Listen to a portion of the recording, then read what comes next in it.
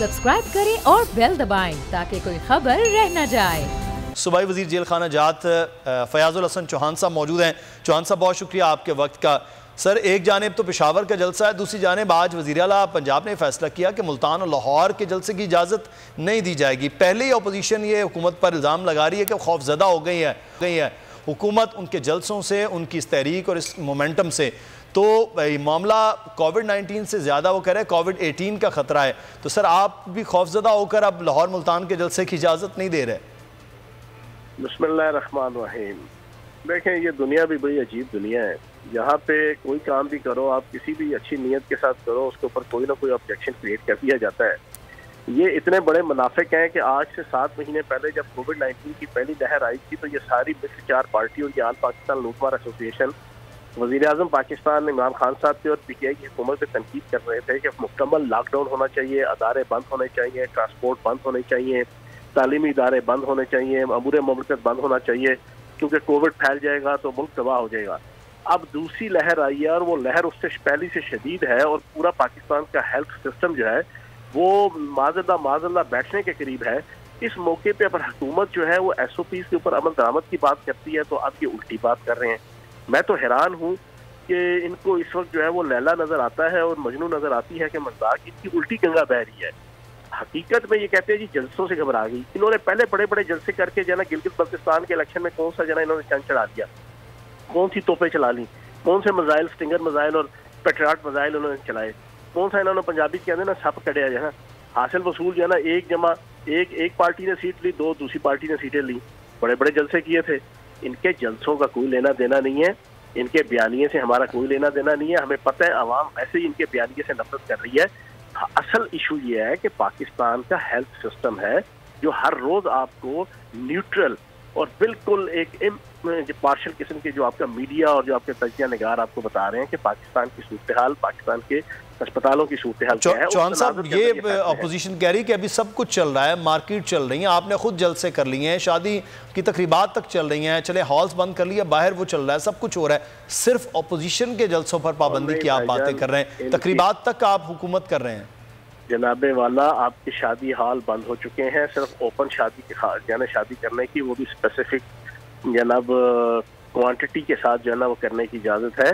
और जलसे वज़ीर आज़म पाकिस्तान इमरान खान साहब ने अपने जलसे जो है ना वो उसको कैंसिल कर दिया है। उनके जलसे तय थे 2-3 जलसे जो है ना पेशावर के अंदर और KPK के अंदर, वो सारे के सारे कैंसिल कर दिए गए हैं। तो अब जो है ना मैं ये समझता हूँ कि इस वक्त डोनाल्ड ट्रंप की मिसाल सारी दुनिया के सामने है कि सिर्फ कोविड-19 पे उसके इर्रेस्पॉन्सिबल एटीट्यूड की वजह से उसको इलेक्शन हारना पड़ा। अब मैं ये समझता हूँ कि ये जो mix 4 party PDM, Safdar Awan और बिलावल जरदारी की मुनाफिकत का आलम देखें इन पीपल्स पार्टी वालों की, कि अपनी बहन की मंगनी के ऊपर तो ये शर्त आयद की हुई है और कदखल लगाई हुई है कि कोविड-19 का टेस्ट करा के लेके आओ और साथ टेस्ट की रिपोर्ट साथ लेकर आओ। तो जनाब जलसे करने के लिए आम आवाम को ये कोविड से मारने को तैयार बैठे हुए हैं। अपनी मंगनी के अंदर जनाब ये कोविड का जनाब टेस्ट करवाना जनाब इन्होंने लाजमी रखा हुआ है। आप करे तो रामलीला, कोई और करे तो फैक्टर डीला, है ना, अजीबोगरीब मुनाफिकत है इनकी। तो मैं ये समझता हूँ कि इन हालात के अंदर इंटरनेशनल अदारे भी देख रहे हैं इस इर्रेस्पॉन्सिबिलिटी को जो अपोजिशन और ये मिक्स 4 पार्टी कर रही है, और इंतहाई इर्रेस्पॉन्सिबिलिटी है। इस वक्त PDM का जलसा पेशावर में हो रहा है और पेशावर में इस वक्त जो क़यादत है वो पहुंच चुकी है। जलसा गाह में करीब 2 बजे का वक्त दिया गया था और जलसा गाह में इस वक्त जो लीडरान हैं वो पहुंच चुके हैं बलोर हाउस से और कुछ देर के बाद अब खिताबात का भी आगाज़ होगा। मरियम नवाज़ साहिबा और बिलावल भुट्टो जरदारी साहब, मौलाना फजल रहमान साहब, ANP की क़यादत और बाकी सियासी जमातों के कायदीन भी वो इस वक्त जलसा गाह पहुँच चुके हैं।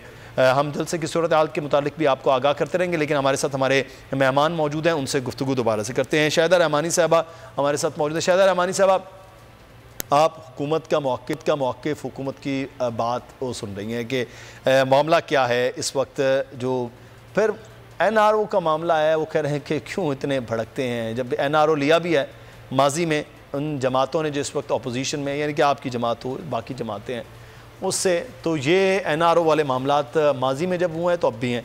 लेकिन बातचीत है मज़ाकरात के हवाले से। मेरा सवाल लगारी साहब से, फिर कुरैशी साहब से, आपसे भी, مذاکرات بات چیت سیاست کا حل ہوتا ہے، مذاکرات بات چیت ہی معاملات کو حل کی جانب لے کر جاتے ہیں۔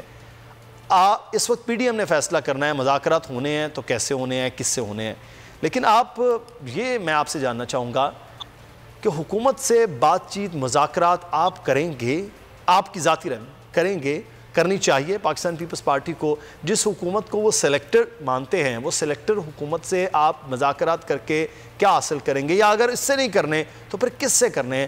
کسی نہ کسی جانب ڈائیلاگ اور حل کی جانب تو جانا ہوگا۔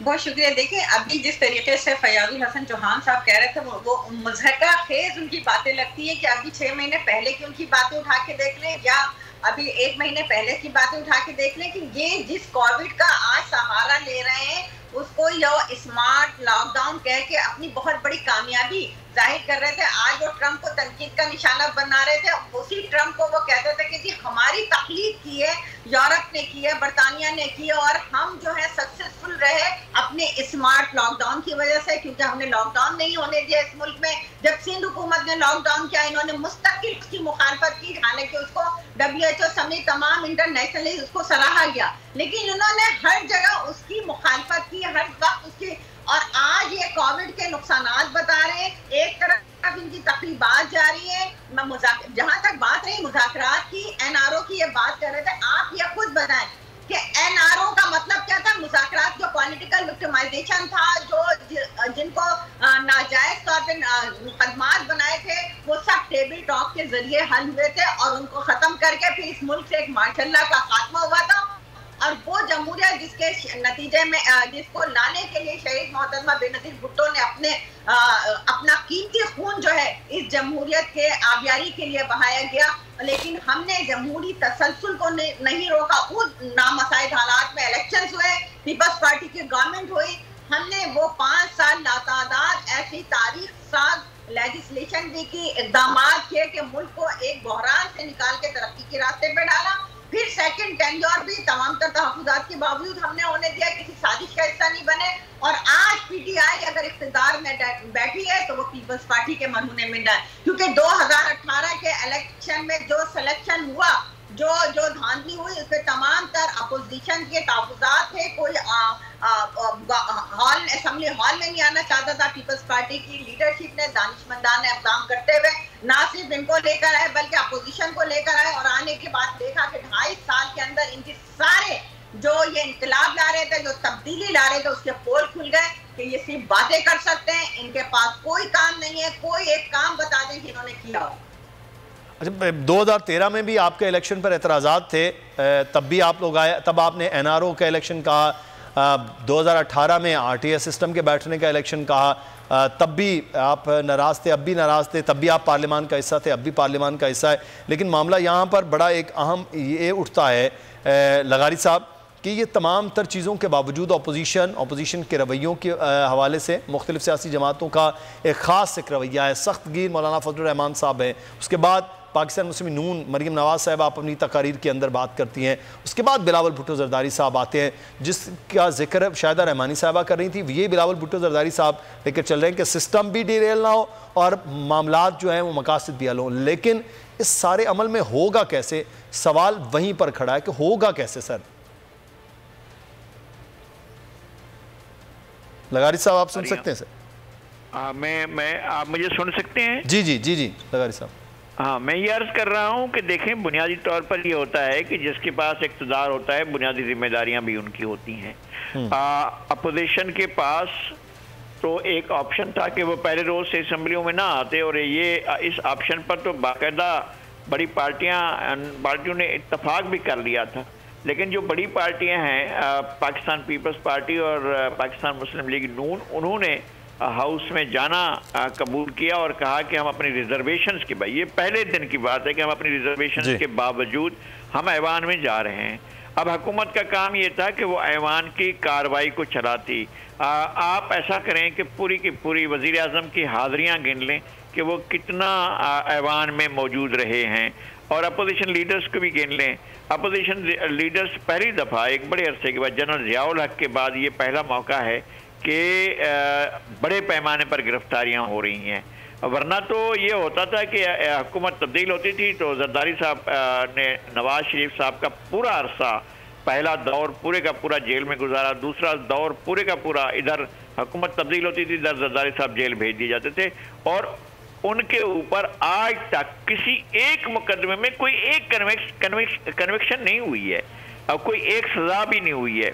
اچھا، یہ نہیں ہے کہ جو ڈیو پروسیس ہے وہ ان کے ہاتھ میں نہیں ہے، یہ نہیں ہے کہ جج صاحبان جو ہیں وہ ان کے ہاتھ میں ہیں، یہ نہیں ہے کہ ہمارا نظام عدل ناکام ہو چکا ہے اور زرداری صاحب کو بالکل نہیں پھنسا سکتا ہے یا ان کے خلاف کوئی چیز، ان کو ایویڈنسز نہیں مل رہے ہیں جس کی وجہ سے وہ اس چیز کو وہ کرتے، اور وہ اپنا کوئی ثابت نہیں کر پا رہے ہیں۔ یہی ہوتا رہا ہے اور اب تک یہی ہو رہا ہے کہ ان کو پھر اٹھا کر اس دور میں بھی، اور مجھے پتا ہے کہ وہ کس قدر ان کی طبیعت خراب ہے، کس قدر وہ بیمار ہے، اس کے باوجود ابھی بھی ان کے برہان نکلے ہوئے ہیں، اور حکومت جب چاہے گی انہیں گرفتار بھی کر لے گی۔